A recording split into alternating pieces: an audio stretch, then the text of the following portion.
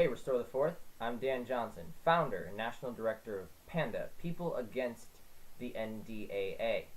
I couldn't be there with you, so Ed Lee and Matt Redinger, who I really thank for putting this event on, asked me to speak to you via Skype, or at least record a little bit of a piece for you.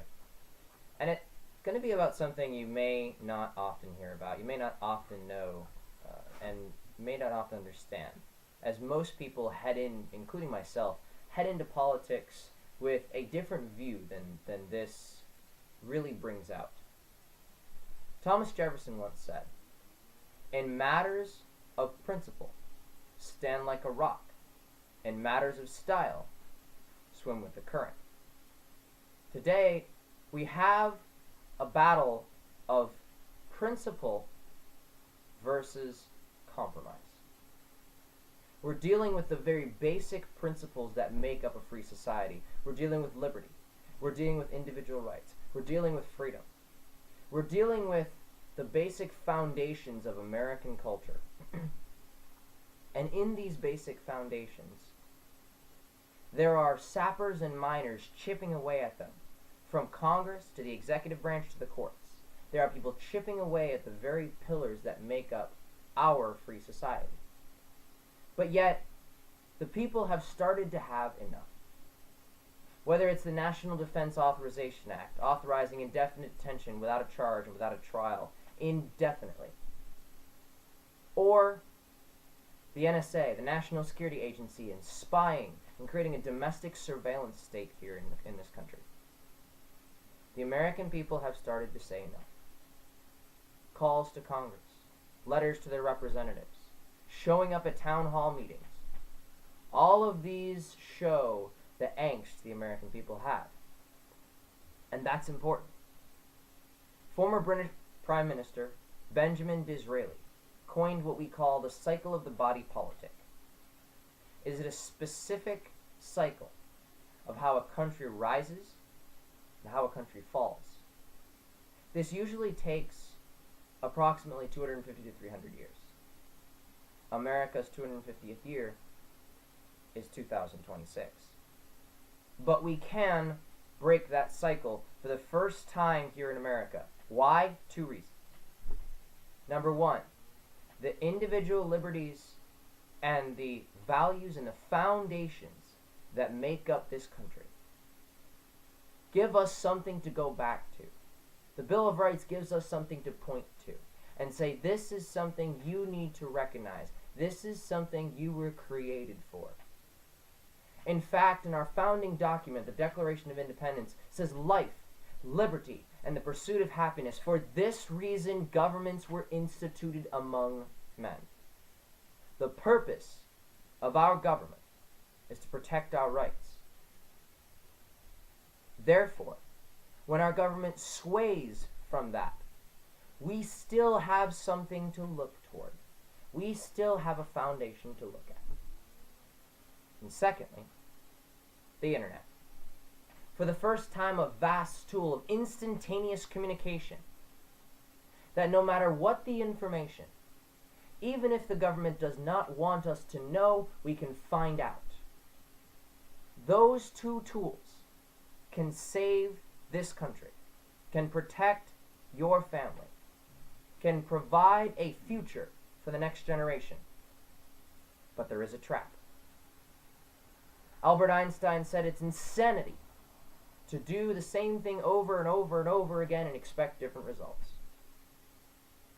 Yet today, in response to the National Security Agency, in response to the overarching domestic terror powers of the government trampling on our rights, in response to an overarching surveillance state,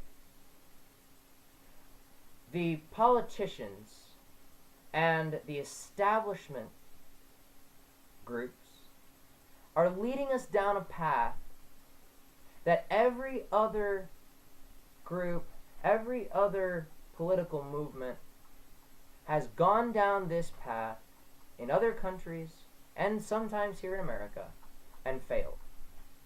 That path has one name. That path is called compromise. In matters of principle, we must not compromise.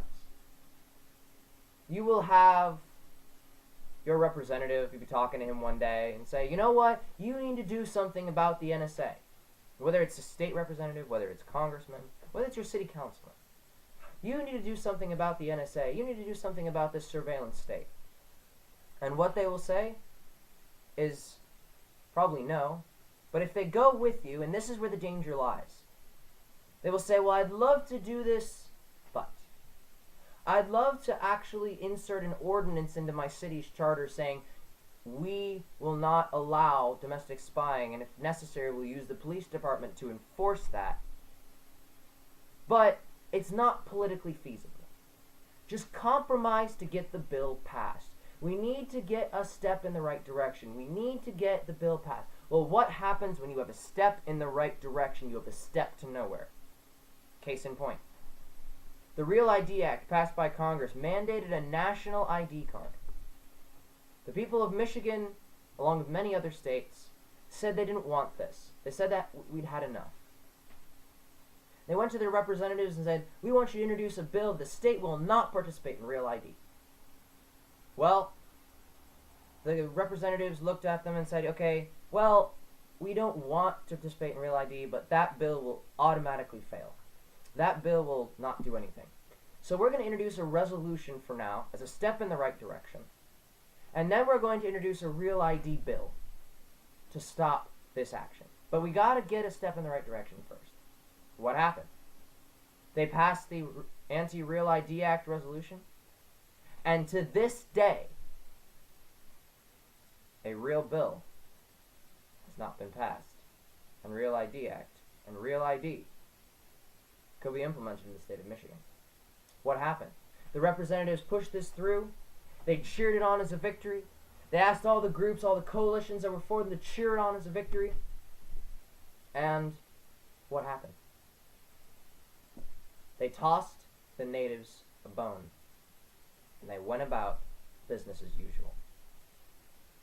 When you have a government that believes it can spy on you for no reason, without a warrant, and claiming terrorism to be the case, you cannot compromise. You cannot allow them to throw you a bone. So when you go up to your elected officials, whatever legislation you use, I recommend going from a state and local level. It's up to you. However you want to go about it. One thing is certain. Never accept compromise. If you need to go to interposition to say your state will not only not allow this, and will not only say we're not going to aid you in engaging in tyranny in our state, but will say we're not going to allow you to do this, and if necessary, our police departments, our county sheriffs, our state police will honor their oath to the Constitution and say no, and say enough and not allow you here. My friends, you're going to do battle. I recommend your cities, I recommend your counties, but wherever you do battle, you're going to do battle. They will do everything from publish false information, to trick you, to try to coerce you, to try to buy you out. It's all there. Because they've done this for years, and the American people have accepted it. It's time we say no compromise. It's time we say that the education aspect of a strong piece of legislation is more than enough. And if it doesn't pass, it doesn't pass, but at least we educated them right. Don't let your representatives say, well, this is what will pass. Don't let other groups around you say, well, this is what will pass, because that is compromise. And that will not lead to a freer, more just America. Again, I want to thank you to Matt Redinger. I want to thank you to Ed Lee, my Pennsylvania State Team Leader, both for putting this event on. My only words to you, on matters of style, swim with the current. On matters of principle, stand like a rock. One day, somebody's going to have to say enough.